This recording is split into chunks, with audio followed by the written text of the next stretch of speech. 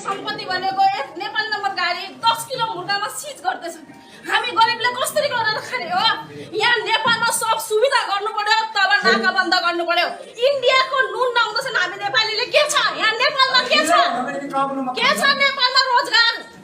केही छ र?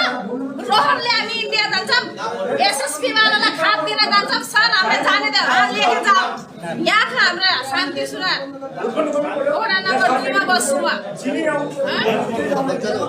यसरी हामीलाई उ गर्ने नेपालमा रोजगार दिएन। अब इन्डिया त हाम्रो सब कमाउने छ, यहाँ भारू पैसा चल्दैन नि ब्याङ्कमा। नेपाली पैसा ल्याउने यहाँ रोजगार दिलाउनु पर्यो त, तब नेपाली पैसा चल्ने भए। हामीलाई जहाँबाट पनि बेच्नु पर्यो। नेपालीले भोट माग्ने बेला जनतालाई जिताए सुत्यो आफ्ना बिस्तारामा गएर।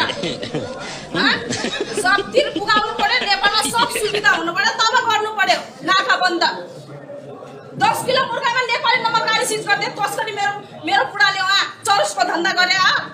यहाँ नेपालबाट चेली बेचबिखन गरे।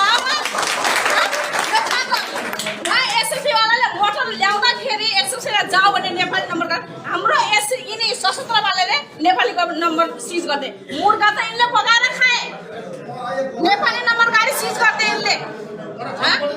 वर्षाले एउटा आम्बोजको मानसिंह दाई भन्ने मेरो बुढासँग जाने मान्छे, उसको 1 कुन्टल मुर्गा सिज गर्दै नेपाली उसको गाडी त छोड्दे। ऊ बिचारा दिमागको टेन्सन, दिमागको नसा भएर ऊ मर्यो। यिनी नेताले जिम्मेदारी लिन्छन् उसको स्वास्थ्य, उसको